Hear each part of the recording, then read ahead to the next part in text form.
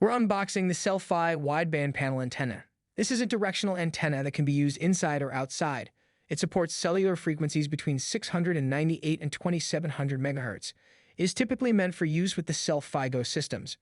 First off, we have our mounting hardware. That includes these U-bolts, nuts, and washers. We also get this L bracket. With these pieces, we can mount the antenna to a pole or wall. Next up is the panel antenna, which like most is in this square shape to allow for a wider beam width. It has a short cable run of about 6.5 feet that is directly attached to the base and not removable. The end comes covered with this plastic cover. If we take that off, we can see it uses a SMA male connector. There is also a model available with a female connector. Here's a quick 360 view of the antenna. And here's a look at the included spec sheet.